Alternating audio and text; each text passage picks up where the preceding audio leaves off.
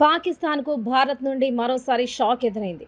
ఏకంగా పాకిస్తాన్‌కు బాగా విలువైన ఓడ ఇప్పుడు భారత్ చేతిలో చిక్కింది. దెబ్బకు భారత్‌తో కాలబేరాలకు దిగింది పాక్. కానీ భారత్ మాత్రం తిరిగి ఇచ్చేదే లేదంటూ గట్టి వార్నింగ్ ఇచ్చింది. ఇంతకు భారత్‌కు ఆ ఓడ ఎలా దొరికింది? ఎప్పుడు దొరికింది? అందులో ఏముంది? దానికోసం పాకిస్తాన్ ఎందుకంత ఆరాటం పడుతుంది? ఓడను తిరిగి ఇవ్వనంటూ భారత్ ఎందుకు వార్నింగ్ ఇచ్చింది అనే విషయాలు ఈ వీడియోలో తెలుసుకుందాం. సో, ఈ వీడియోలోకి వెళ్ళే ముందు మన దేశం కోసం ఈ వీడియోని లైక్ చేసి జై హింద్ అని కామెంట్ చేయండి. పాకిస్తానీ ఓడైన సీబీ చైనా నుండి భారత మహాసముద్రం ద్వారా పాకిస్తాన్‌కు చేరుకుంటుంది. అలా వెళ్తున్న క్రమంలోనే భారతదేశంకు ఈ కార్గో షిప్ పై అనుమానం ఉండడంతో మార్గమధ్యంలో స్వాధీనం చేసుకుంది. అంటే కొన్ని రిపోర్ట్స్ ప్రకారం ఈ షిప్ పాకిస్తాన్‌కు అక్రమంగా వెళ్తుందని తెలిసింది. అయితే ఈ షిప్‌లో ఏముందని భారత్ లోతుగా ఎంక్వైరీ చేయగా అందులో ఆర్డోక్లోరో మెలనో నైట్రైల్ అనే రసాయనం ఉందని బయటపడింది. అయితే ఆర్థోక్లోరో మెలనో నైట్రైల్ అనేది ఒక కెమికల్. దీనిని కన్నింటి గ్యాస్‌ను తయారు చేయడానికి ఉపయోగిస్తుంటారు. లేదంటే యుద్ధ సమయంలో శత్రువులను కళ్ళు కనబడకుండా చేసే గ్యాస్ తయారు చేయడానికి కూడా ఉపయోగిస్తుంటారు. అయితే ఇప్పుడు ఈ కెమికల్స్‌ను బ్యాన్ చేశారు. ఎందుకంటే యుద్ధ సమయంలో వీటి ప్రభావం వ్యతిరేకంగా ఉంటుంది. అందుకే బ్యాన్ చేసినప్పటికీ పాకిస్తాన్ ఈ కెమికల్స్‌ను చైనా నుండి అక్రమంగా దిగుమతి చేసుకొని కొన్ని కొత్త ఆయుధాలను తయారు చేయడానికి రెడీ అయింది. కానీ ఇంతలోనే మన భారత ప్రభుత్వం వారి ప్రయత్నానికి అడ్డుగా వచ్చింది. ఏకంగా వారి ఓడను ఆధీనంలోకి తీసుకుంది. దీంతో భారత్‌పై పాకిస్తాన్ చాలా కోపంగా ఉందని తెలిసింది. ఏకంగా పాకిస్తాన్ నిపుణులు రంగంలోకి దిగి మా దగ్గర అన్ని రకాల డాక్యుమెంట్స్ ఉన్నాయి. అయినా కూడా మా షిప్‌ను ఎందుకు ఆపేశారని ఫైర్ అయింది. అయితే భారత మహాసముద్రంలో బసనార్ ఒప్పందం ద్వారా భారతదేశం తమ షిప్‌లను స్వాధీనం చేసుకుంటుందని పాకిస్తాన్ నిపుణుడు కమల్ చిమా అన్నాడు. నిజానికి బసనార్ ఏర్పాట్లు ఒక స్వచ్ఛంద ఎగుమతి నియంత్రణ వ్యవస్థ. దీని జులై 1996లో స్థాపించబడింది. ఇందులో మొత్తం 42 సభ్యులుంటారు. ఇది సైనిక లేదా ఇతర నిషేధిత సాంకేతికతల దిగుమతిని ఆపడానికి పనిచేస్తుంది. ఇక ఈ వ్యవస్థ ద్వారా ఈ సంవత్సరం మార్చిలో భారతదేశం పాకిస్తాన్ వాణిజ్య నౌక సీఎంజీ 80 లాక్‌ను స్వాధీనం చేసుకుంది. ఇక ఇదంతా పహల్గాం దాడికి ముందు జరిగింది. కానీ ఈ విషయం ఇప్పుడు బాగా చర్చగా మారింది కూడా. అయితే ఆ సమయంలో బాలిస్టిక్ మిస్సైల్ కార్యక్రమానికి అవసరమైన వస్తువులను వారు స్వాధీనం చేసుకోగా అప్పుడు కూడా పాకిస్తాన్ దీన్ని అంగీకరించలేదు. అయితే దానికి విరుద్ధంగా పాకిస్తాన్ ఇప్పుడు భారత్‌ను ఎలా బెదిరిస్తుందంటే భారత్ తమ పాకిస్తాన్ నౌకలను స్వాధీనం చేసుకొని భారత మహాసముద్రంలో వారి శక్తిని చూపుతుందని అంటుంది.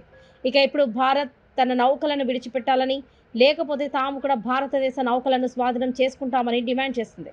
ఇక భారత్ వెంటనే వారితో మీరు అక్రమంగా వస్తువులను దొంగతనం చేస్తూ ఉంటే అది కూడా మా సముద్ర ప్రాంతంలో నుండి వెళ్తూ ఉంటే మేము తప్పకుండా స్వాధీనం చేసుకుంటామని భారత్ అంటుంది.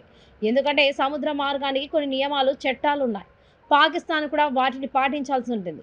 ఇక మన నౌకల విషయానికొస్తే మేము పాకిస్తాన్ లాగా పరమాణు కార్యక్రమానికి ఆయుధాలను దాచిపెట్టి దిగుమతి అక్రమంగా చేసుకోవడం లేదు. సో అందుకే మేము వాటిని మా సొంతంగా తయారు చేసుకుంటున్నాం. అందువల్ల పాకిస్తాన్ మా నౌకలను స్వాధీనం చేసుకోవాలనే కలలను కంటూ ఉంటే వాటిని ఆపితేనే మంచిది. అలాగే మీ నౌకలపై దర్యాప్తు పూర్తయ్యే వరకు కూడా అవి మా అదుపులోనే ఉంటాయని గట్టిగా చెప్పేసింది. నిజానికి పాకిస్తాన్‌కు ఇలాగే కావాలి. ఇప్పటికే పాక్ చేసిన అతి తెలివి పనులు చాలానే ఉన్నాయి. కానీ భారత్ మాత్రం ఎప్పటికప్పుడు పాక్‌కు ఎలా బుద్ధి చెప్పాలో అలాగే చెబుతుంది. ఎప్పటికప్పుడు పాకిస్తాన్‌పై ఒక కన్నేసి ఉంచుతుంది. ఎందుకంటే పాకిస్తాన్ బుద్ధి ఎప్పుడు ఎలా ఉంటుందో తెలియదు కాబట్టి. ఇక ఇటీవలే పహల్గామ్‌లో కూడా ఎంత దారుణం జరిగిందో చూసాం కదా! ఎంతోమంది అమాయకుల ప్రాణాలు తీసుకుంది పాకిస్తాన్. కానీ భారత్ మాత్రం ఈసారి పాక్‌కు అస్సలు వదలలేదు. తమ జోలికి వస్తే ఎలా ఉంటుందో అంతకు మించి రుచి చూపించింది. నిత్యావసరాలను ఆపేసి చుక్కలు చూపించింది. ఏకంగా ఆయుధాలతో యుద్ధ వాతావరణమే చూపించింది. భారత్ జోలికి వస్తే పాక్ జాడలు లేకుండా చేస్తామని గట్టిగా వార్నింగ్ కూడా ఇచ్చింది. ఇక ఈ దెబ్బకు పాక్, భారత్ దెబ్బ ఏంటో అర్థమైంది. కానీ ఎప్పటికైనా సరే పాకిస్తాన్ తన వంకర బుద్ధిని చూపిస్తూనే ఉంటుందని భారత్‌కు తెలుసు. అందుకే భారత్ ముందు జాగ్రత్తలో ఉంటుంది. దీంతో ఇప్పుడు వారి ఓడ విషయంలో కూడా భారత్ కఠినంగానే ఉంది. ఆ ఓడ తీసుకెళ్తున్న సరుకు ఎందుకోసమో అని గట్టిగా ఎంక్వైరీ చేస్తుంది. ఒకవేళ అది భారత్ కోసమే అని తెలిస్తే అటు చైనా పని, ఇటు పాకిస్తాన్ పని అయినట్లే. ఎందుకంటే ఇప్పటికే పహల్గామ్ అటాక్ తర్వాత భారత్ జలాల్లోకి పాకిస్తాన్ నౌక ప్రవేశంను నిషేధించింది. పాకిస్తాన్ జెండాతో ఉన్న ఏ ఓడ కూడా భారతీయ ఓడరేవును సందర్శించడానికి అనుమతి లేదు. సో ఇక భారతీయ జెండా నౌక కూడా పాకిస్తాన్ వైపు కూడా వెళ్ళడానికి నిషేధించింది. అయితే డీజీఎస్ ఆర్డర్ ఏంటంటే భారత్, పాకిస్తాన్ జెండాల కింద ప్రయాణించే ఓడలకు మాత్రమే పరిమితం. మరే ఇతర దేశ జెండా కింద ప్రయాణించే ఓడలపై కాదు. ఇతర దేశాల జెండాను కలిగి ఉన్న ఓడలను భారత్ పాకిస్తాన్ ఓడరేవుల మధ్య ప్రయాణించడానికి అనుమతి ఉంది. అయితే చైనా నుండి పాక్ వెళ్తున్న ఓడను అక్రమంగా తీసుకెళ్తున్నట్లు పహల్గాం దాడికి ముందే అనుమానం ఉండడంతో ఇప్పుడు భారత్ ఆ ఓడను పాక్ తిరిగి పంపించడానికి అస్సలు ఒప్పుకోవడం లేదు. ఏది ఏమైనా అందులో పాకిస్తాన్కు కోట్ల సరుకు ఉండడంతో దానికోసం భారత్తో కాలబేరాలకు దిగుతుంది. కానీ భారత్ మాత్రం ఈసారి చాలా గట్టి నిర్ణయంతోనే ఉంది. ఇక పహల్గాం దాడి తర్వాత ఆపరేషన్ సింధూర్లో భారత్ దాడులకు పాకిస్తాన్ చాలానే నష్టపోయింది. అందులో 9 యుద్ధ విమానాలు కోల్పోయింది. ఇందులో 6 పాకిస్తానీ ఎయిర్ ఫోర్స్ విమానాలతో పాటు 2 ఖరీదైన విమానాలు, మరో C-130 రవాణా విమానం కూడా ఉన్నాయి. వీటితో పాటు 10కి పైగా డ్రోన్లు, మరికొన్ని క్రూయిజ్ క్షిపణులని కూడా కూల్చేసినట్లుగా కేంద్రం తెలిపింది. వీటితో పాటు పాకిస్తాన్లోని రక్షణ వ్యవస్థలన్నీ కూడా కూల్చేసినట్లు ప్రకటించింది. పాకిస్తాన్లోని ఎయిర్ బేస్లపై తాము జరిపిన దాడిలో హ్యాంగర్లో ఫైటర్ జెట్లు కూడా ఉన్నాయని సమాచారం.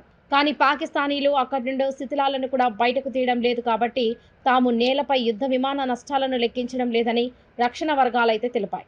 భారత వైమానిక దళం పాకిస్తాన్ స్థావరాలపై దాడి చేయడానికి గాలి నుండి ప్రయోగించే క్రూయిజ్ క్షిపణులను మాత్రమే ఉపయోగించిందని, ఈ దాడులతో ఉపరితలం నుండి ఉపరితలానికి బ్రహ్మోస్ క్షిపణులను ఉపయోగించలేదని వారు తెలిపారు. ఇక చూసారు కదా ఫ్రెండ్స్, మరి భారత్ పాకిస్తాన్ ఓడ విషయంలో తీసుకున్న నిర్ణయం గురించి మీరేమనుకుంటున్నారో కామెంట్స్ చేయండి. అలాగే మన దేశం కోసం జై హింద్ అని కామెంట్ చేయండి.